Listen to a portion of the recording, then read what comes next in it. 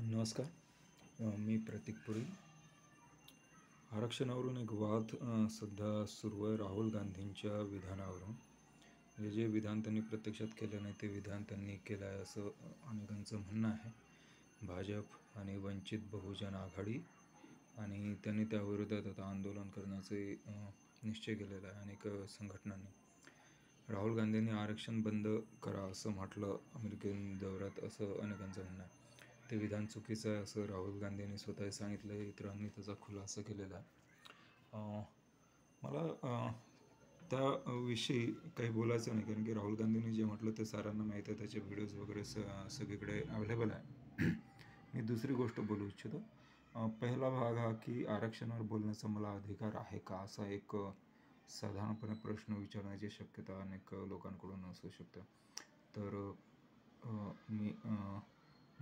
मला आरक्षण आहे. मी आरक्षणाचा फायदा घेतलेला आहे, लाभार्थी आहे त्याचा असंही म्हणू शकता तुम्ही.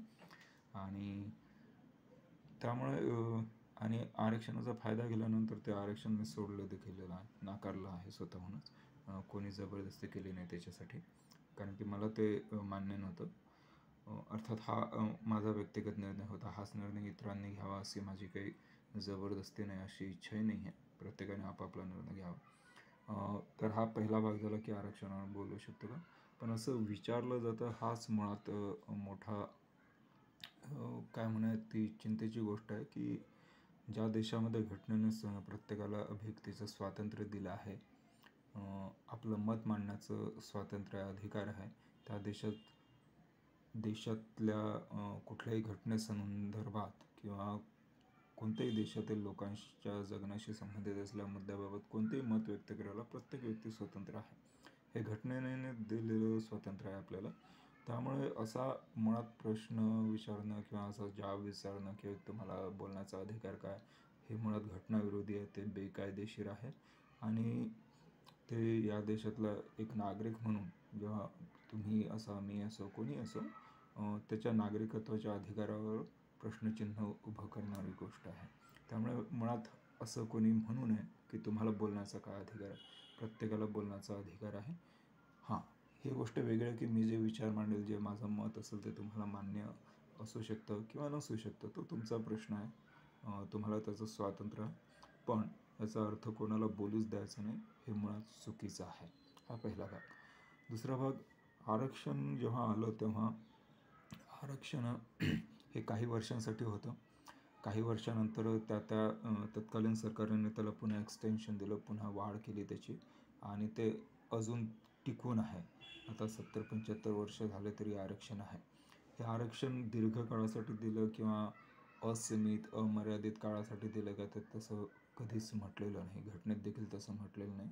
कुठेच तसं नोंद नाही आहे त्याची. असेल तर कृपया मला सांगा तुम्ही. मी सुधार करेन नक्कीच.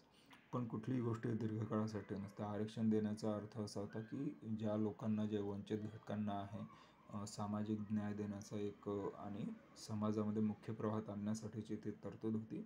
आणि गेल्या 70-75 वर्षात ती मोठ्या प्रमाणात यशस्वी झाली तरी अजूनही अनेक लोक त्याच्या बाहेर आहेत मुख्य प्रवाहाच्या आणि त्यांना आणण्याची गरज आहे. पण मुख्य प्रवाहात आणण्याची गरज फक्त त्याच लोकांना आहे की, तर असं बिलकुल नाही.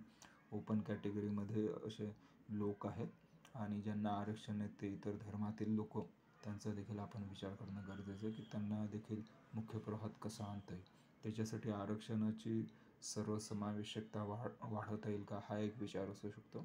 पण दुसरा एक विचार असा आहे की आरक्षण जेव्हा दीर्घकाळासाठी तुम्ही म्हणता की आरक्षण आमचा हक्क आहे, तुम्ही नाकारू शकत नाही वगैरे गोष्टी असतात, तेव्हा त्यात एक भाग असा असतो की जे राहुल गांधींनी म्हटलं की जर देश जर संपन्न झाला, सारे समाजातील सर्व वर्ग घटक, सर्व जाती जमाती, सर्व धर्माचे लोक जर सक्षम झाले, सशक्त झाले, आर्थिकदृष्ट्या, सामाजिकदृष्ट्या, शैक्षणिकदृष्ट्या, तर आरक्षणाची गरज तशी पडणार नाही. आणि हे व्हायची इच्छा नाही का तुम्हाची? माझी तरी इच्छा आहे की देश एवढा संपन्न व्हावा की तिथे कोणाला आरक्षणाच्या गरज भासू नये कुठल्याही प्रकारच्या. प्रत्येकाकडे तेवढी क्षमता असावी की तो स्वतंत्रपणे जगू शकेल आणि हक्काने जगू शकेल, निर्भयपणे जगू शकेल, सशक्त जगू शकेल. त्याला कोणत्याही सरकारी अनुदानाची किंवा कुबड्यांची गरज भासणार नाही. तर ही चांगली गोष्ट आहे की देश जर महाशक्तिवान झाला, खरंच शक्तिशाली झाला तर हे होऊ शकतं आणि हे व्हावं अशी माझी तरी इच्छा आहे. पण ज्या लोकांची तशी इच्छा नसेल तर त्यांना कदाचित आरक्षण कायमसाठी वाटू शकत, तर ते चुकीचं आहे. सामाजिक न्याय हा एक मुद्दा होता आरक्षणाच्या बाबतीत, तो आहे. पण सामाजिक न्यायासोबतच समता, बंधुता याही गोष्टी महत्त्वाच्या असतात आणि त्याचे विचार आपण प्रत्येकाने करायला पाहिजे. ज्या लोकांनी दुःख भोगलं आहे त्यांना त्या दुःखाची तीव्रता कळत असते. त्यामुळे त्यांनी इतर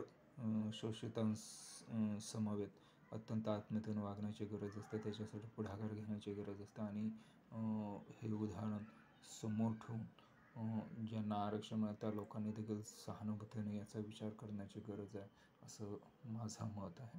हे तुम्हाला पटो अथवा न पटो हे तुमचं स्वातंत्र्य आहे.